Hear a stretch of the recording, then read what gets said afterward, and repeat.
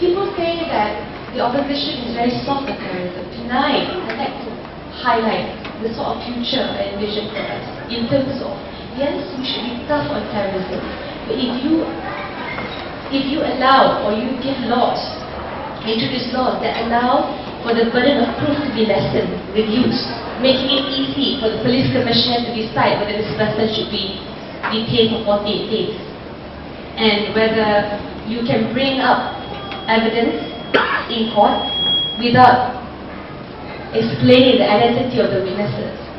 You actually cause the police force to be more lax. They don't have to work harder, or they don't have to work as hard to produce evidence that are acceptable by normal human rights standards. And how about the issue of intelligence gathering? So this is precisely the problem in SOSMA, the new law that is the ISA. So I want to explain to you. When we say yes, when we say why do we defend the need to abolish the ISA? Because time and again, so many political dissidents. Remember in Tianho Temple, that was the last place of gathering before all the activists, academicians in 1986 were detained under Operasi Dalam. Even teachers. This happened, and this was admitted to by the Barisan Nasional government. So certainly when we talk about wanting a new law to replace the ISA, it is guided with proper checks and balances on the police. You have independent police complaints and misconduct commission, for example. In the UK, the government does not tell us. The British have the right to choose their police commissioners. Their police commissioners, that you vote for your police commissioner. Can you imagine that? I mean that all these things are not explained to the people because, and I'm quoting FMP here, because they're here, unfortunately I have to quote them. There's a very good article. The fourth estate has been tear gassed. And that's what happened in Malaysia. You know, only the Sun was, the Sun was the only paper that carried the incidents of violence against reporters. You don't see anything on NST. You don't see anything on the Star. I mean, you must understand the morale of the journalists, the press community. It must be very low. Because you do not have the recognition that you're supposed to be protected, your credibility should be intact. So this is why the fourth estate, our media, must be free from all scandals. And if you ask me, must all media be objective? I think the Rupert Murdoch scandal has proven no media will be objective at 100% or as much as you like to be. But you should allow for all biases to prevail. Some might support Nurul Izzah, some might support the BN. But the point is, you must allow all this publication. It's really, and you must not curtail their right to be published just because they're supposed to be your political enemies. This is very important. So because I don't want people to misunderstand the rationale of what we envision when we talk about free and vibrant media. If they break the law, there are sufficient laws in Malaysia. Malaysia has so many laws contravenes our right enshrined in the federal constitution. And of course, the final bit, this was very controversial because I could only get through amendment of Article 1211 of the federal constitution to return judicial power to the courts. This can only be done if I get the cooperation or the approval of 2/3 of members of parliament. So it was rejected. So, but my point being, we have so many ideas, we have so many suggestions, we have so many ways to change this country. But what we need to do is political will. And I am unashamedly going to admit that we have to implement electoral reform if we are going to win in the next general election. It's not going to be that simple.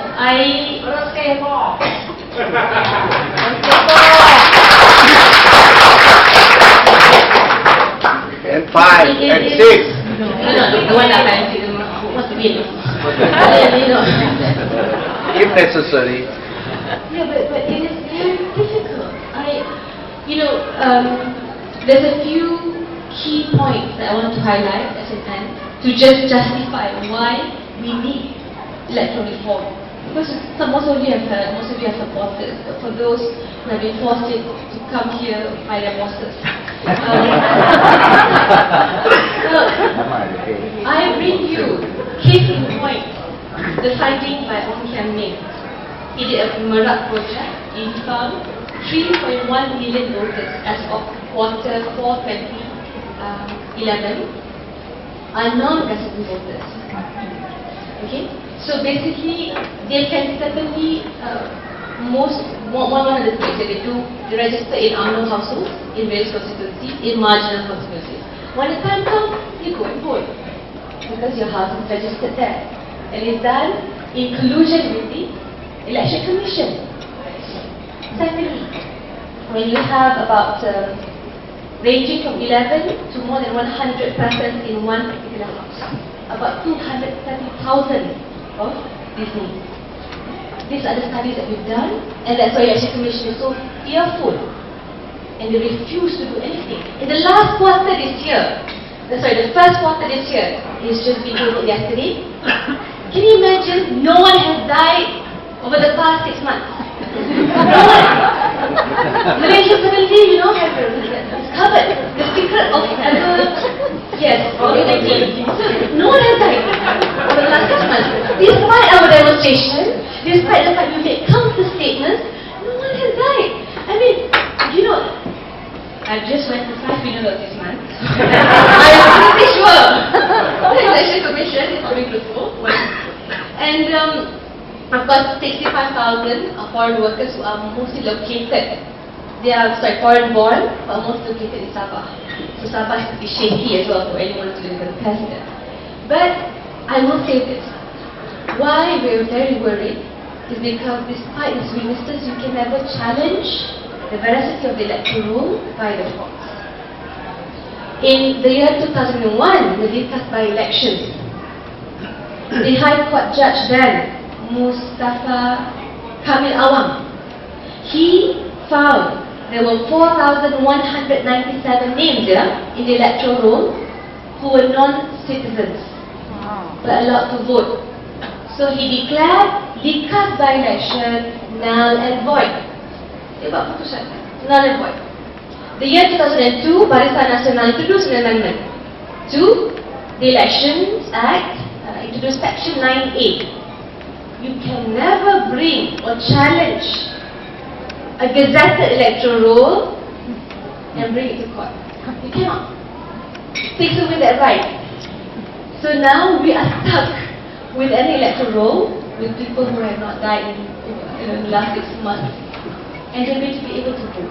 So I am telling you, what you can do to help is to make sure everyone that you know, who are especially supporters, come out and exercise their right to vote.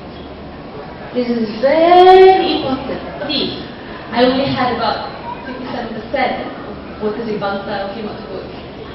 Maybe that day, easy traffic jam. The future is in your hands. So it's very, very important to make sure you exercise that right to vote. Currently in our mainstream media, they are actually beating up the LGBTs, they are beating up and bringing up sex scandals and all that. It seems to be the normal thing to do in our Malaysian politics.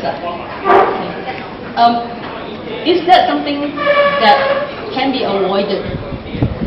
And if it is, and even if Pakistan doesn't get majority, okay, even if it sits as an opposition, what do you see or what can you do, okay, to reduce this really malicious attacks on people who were born that way? Yes, this has been an often used tool in every election. I think more so now that the focus is on, of course, instigating the Malays, making sure or making them feel that they've used their political power, their religious institutions. And one of the problems in Malaysia's religious institutions, and this is a problem that affects a lot of Malay Muslims, is that they're politicized. You see the appointment of even religious figureheads in various mosques for unknown appointees. And our history, if you look into even sejarah Melayu by Tun Sri Lanang, clearly states the role of the ulama or the religious scholar is as the third force in society.